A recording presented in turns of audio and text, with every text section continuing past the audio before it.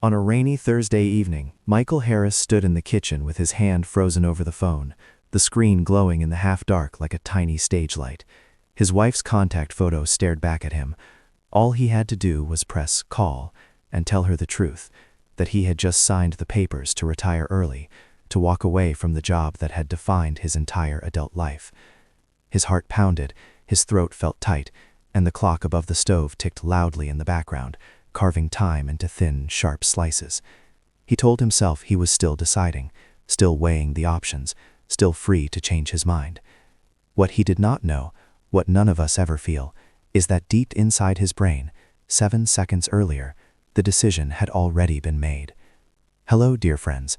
Today we are going to talk about a terrifying and liberating idea, that your brain may be choosing long before you feel you've decided. Stay with this story, and if you recognize yourself in it, don't forget to subscribe, leave a like, and share your own experience in the comments. Michael Harris was 62 years old, the sort of man who had always trusted routine more than inspiration. For 37 years he had worked at the same insurance company, in the same gray building that smelled faintly of paper, toner, and old coffee. He woke every morning at 6:30 to the sound of a digital alarm he sometimes heard in his dreams, slid his feet into the same pair of worn slippers, and walked down the hallway to the kitchen, where the timer on the coffee machine had already finished its quiet work. The smell of fresh coffee filled the small, warm room, mixing with the faint scent of rain drifting in through the slightly open window. Outside, the street was still half asleep, wet pavement reflecting the orange glow of streetlights, the distant hiss of early buses passing by, a dog barking once and then falling silent. His wife, Elaine, liked to say you could set a clock by him. Same mug, same brand of cereal, same seat at the table by the window where he read the news on his phone while the sky slowly brightened through the thin curtains. On Saturdays he mowed the lawn. On Sundays they went to the same diner after church and ordered the same breakfast, black coffee for him, tea with lemon for her, 2 eggs over easy, toast, and a shared plate of pancakes for old time's sake. Their 2 daughters were grown and gone now, one living 3 states away with a family of her own, the other teaching at a college on the coast. The house, once noisy with slammed doors and teenage arguments, had settled into a gentle rhythm of 2 older people sharing space and habits, and a kind of quiet affection that did not require many words. Lately, though, something in that rhythm had started to feel off. It began as a faint restlessness he could not name. Sitting at his desk at work, surrounded by files and forms and the soft hum of fluorescent lights, Michael would stare at the screen and feel as if he were watching someone else's hands typing his password, someone else's fingers flipping through claim reports. The numbers blurred, the words on the page seemed to slide out of focus. He told himself it was just age, or maybe he needed new glasses. But then came the health scare, tightness in his chest one afternoon while he was climbing the stairs, a sudden rush of dizziness that made him grip the railing and breathe through the fear that this, finally, was the heart attack he had been told to watch out for. The tests at the hospital came back mostly fine. You need to slow down, the doctor said. Less stress, more walking, watch your blood pressure. Routine advice, the kind he had heard before. But something about hearing it this time, in a room that smelled of antiseptic and plastic and the metallic tang of fear, lodged deep inside him. The idea of retirement, which had always felt like a distant shoreline he would reach someday, drifted closer. He began to imagine mornings without alarms, afternoons without forms to sign, evenings with the weight of decisions he no longer wanted to make. And yet, whenever he thought about actually doing it, actually walking into his manager's office and saying, "I think it's time I stopped," a cold unease rose in his chest. Who would he be without the job? What would be left of him once the routine was gone? He found himself lying awake at night, staring at the ceiling, listening to the soft whistle of Elaine's breathing beside him, and the gentle ticking of the clock on the nightstand. Somewhere between those ticks, in the small, silent gaps, a new kind of fear took root. Not fear of death or illness or losing his home, but fear of something he could not quite put into words. The fear that the choices he believed he was making so carefully were not really his at all. The moment of rupture came on an overcast Tuesday, the kind of day that felt like it had been washed in gray water. Michael had been called into human resources to discuss options. The company was offering early retirement packages to senior employees, and his name had floated to the top of the list. The meeting room was small and windowless, with a table that smelled faintly of cleaning spray. A folder lay in front of him, its edges too sharp, its contents too heavy. The HR representative smiled politely and explained the numbers, the benefits, the timelines, her voice smooth and practiced, as if she had repeated these lines many times already that week. He listened, nodded, asked questions he barely heard himself asking. Somewhere in the back of his mind he imagined Elaine at home, washing dishes after lunch, the sound of running water and clinking plates echoing in the kitchen, unaware that their life might be about to tilt in a new direction. The Reb slid a pin toward him. "You don't have to decide today," she said, though her eyes suggested that deciding today would be helpful. "Take your time. Think it over. Michael looked at the pen. It gleamed under the fluorescent lights, a simple plastic tube with a metal tip, utterly ordinary and, at this moment, unbearably heavy. He felt his heart pounding in his chest, heard the rush of blood in his ears like distant traffic. Part of him whispered, "Not yet. Think. Go home. Talk to Elaine." Another part, quieter but somehow more solid, said, "You've already made up your mind." His hand moved. Later, hours later, days later, in the weeks that followed, he would remember this moment as a slow, dramatic struggle. He would tell himself that he had hovered there for a long time, pen on the edge of the paper, suspended between two possible futures, wrestling with the decision.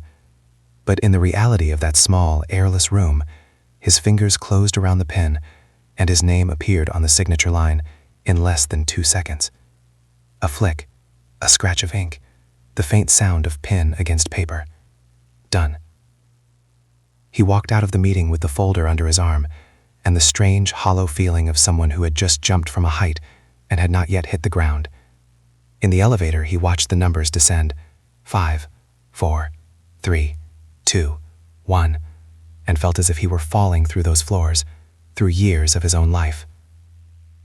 On the drive home, the sky hung low and heavy. Raindrops began to hit the windshield, slow at first and then faster, the wipers squeaking back and forth in rhythmic arcs. His hands gripped the steering wheel, knuckles white, as a thought rose inside him like a tide. Did I really choose this? Did I truly, consciously decide? The more he replayed the moment, the stranger it felt. He could not clearly remember the instant of choice, that precise inward yes that should have preceded his signature. Instead, it felt as if his hand had moved on its own, and his mind had rushed in afterward to explain what the hand had already done. I must have wanted it, he told himself. I wouldn't have signed if I didn't want to. But beneath that rationalization lurked a colder voice. What if the wanting came after?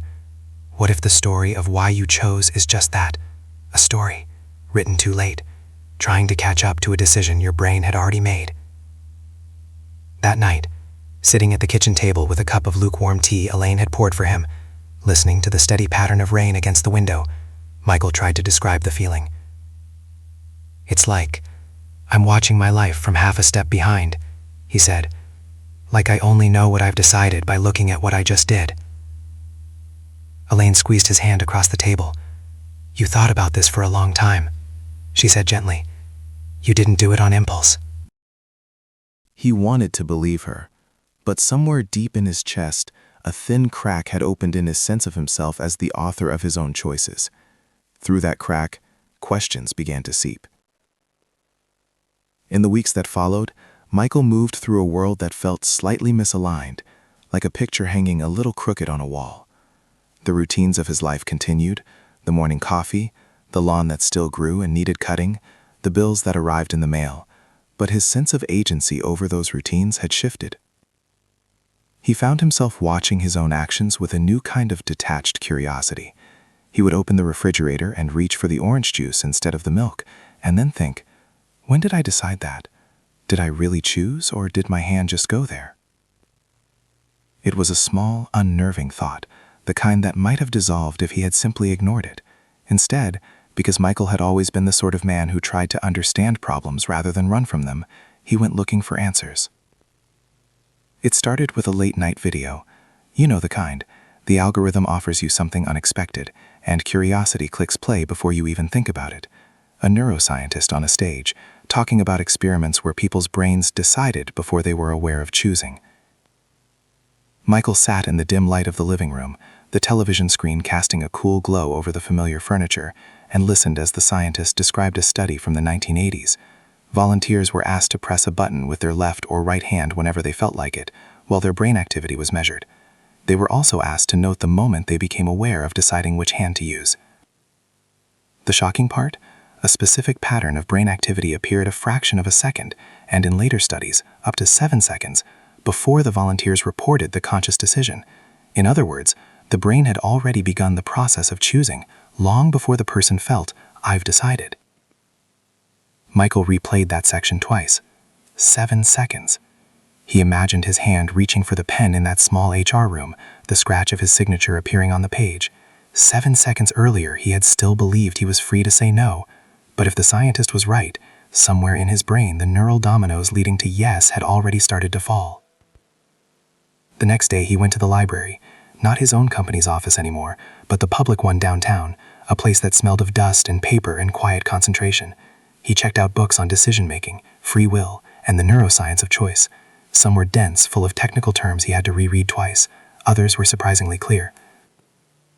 He learned that what the experiments were picking up, sometimes called a readiness potential, was the buildup of unconscious brain activity leading to an action. That activity started before the person became conscious of deciding. Conscious will, it seemed, might not be the initiator of action, but more like a commentator arriving late to the game, explaining moves that were already in progress. At first, this idea frightened him. If his brain was making decisions before I felt them, what did that say about free will? Was I just a passenger, watching choices bubble up from neural machinery I did not control? But the more he read, the more complicated and, in some ways, more comforting the picture became. He learned that his brain was not a single entity, but a vast network of systems, some fast and automatic, others slower and reflective. The automatic systems pulled from habits, past experiences, and emotional patterns, generating impulses and tendencies long before conscious thought entered the scene. The reflective systems, what he thought of as himself, the voice in his head that said, "I will" or "I won't," often arrived later, interpreting and sometimes vetoing those impulses. He read about how, when you reach for a cup of coffee, your brain begins the movement before you consciously think, "I'm going to pick this up." When you answer a familiar question, your mouth may start forming words before you have fully articulated the sentence in your mind. When you choose between 2 shirts in the morning, subtle biases, comfort, color, emotional associations you barely notice, nudge your hand toward one long before you tell yourself the story of why that shirt was the better choice. One example stuck with him. Imagine you're asked to press a left or right button whenever you feel like it. Inside your brain, tiny fluctuations in activity, random noise shaped by past patterns, push the system closer to one option than the other. By the time you feel "I chose left," those unconscious processes have already set the stage. Your feeling of choice is real, but it's more like arriving at the last step of a staircase you've been walking down in the dark. Michael closed the book and stared out the library window at the parking lot glistening with recent rain. Cars pulled in and out. People made small decisions. Turn left, turn right, park here, go there. Each one feeling so immediate, so personal. And yet, inside their skulls, complex machinery was whirring away milliseconds and seconds before their awareness caught up. He felt a chill that had nothing to do with the air conditioning. If his brain was choosing before he did, who exactly was the he that felt robbed? The turning point did not come as a sudden epiphany, but as a slow thawing, like frost melting from a window to reveal the view beneath. One morning, weeks after he had signed the retirement papers, Michael stood in his kitchen pouring coffee while rain tapped softly on the window. The house felt unusually quiet. Elaine had gone to visit their granddaughter for a few days. The digital clock on the stove glowed 7:12 in pale green numbers. He watched the dark stream of coffee fill the mug, smelled the bitter, comforting scent rise into the warm air, and felt a familiar impulse: add sugar. He froze for a second, aware of the movement before it finished. His hand had already reached halfway toward the sugar jar on the counter before his conscious thought formed. Do I really want sugar today? In that tiny pause, he noticed something. He could still stop. He left his hand hovering for a moment, then slowly pulled it back and took his coffee black. It was a trivial act, laughably small compared to signing away a career. But in that instant, something clicked. Maybe his brain had started the action without him, but he had intercepted it. The readiness potential might have been there, the unconscious momentum building, but the slower, reflective part of his mind had stepped in and said, "Not this time." He remembered something one of the authors had written, that free will might not be about initiating every choice from scratch, but about the ability to veto, to reshape, to train the automatic systems over time. Not absolute freedom, but a kind of guidance. He began to see his brain less as a puppeteer and more as a deeply loyal, sometimes overprotective assistant, one that made guesses and prepared actions based on everything it had ever learned, trying to keep him safe and efficient, often jumping ahead to save time. His conscious self arrived later, sometimes rubber stamping those preparations, sometimes sending them back for revision. The 7-second gap described in the experiments no longer felt like a theft of free will. It felt like a preview period, a window in which something inside him could still say yes or no. And when he looked back at the day he signed the retirement papers, he saw it differently too. His brain had not ambushed him with a decision born in a single second. It had been gathering evidence for months, years really, summing up exhaustion, health scares, quiet afternoons of imagining different futures.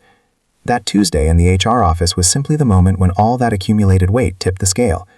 The idea that his brain had been deciding for me all along became less frightening when he realized that his brain was not an enemy, it was part of him. The groundwork for that signature had been laid by every sigh at his desk, every late-night conversation with Elaine, every silent wish for more time with his grandchildren. Maybe he could not point to a single pure instant of choice, but the decision was woven through 1,000 small moments of living. Months passed. Retirement settled onto Michael's life not as a sudden emptiness, but as a different kind of routine. He walked in the mornings now, the cool air on his face, the smell of wet earth and cut grass rising from the ground. He started cooking more, experimenting with recipes that left the kitchen warm and fragrant with garlic and herbs. He visited his grandchildren and let them drag him into games on the living room floor. But the question of free will never entirely left him. It showed up in small, ordinary moments.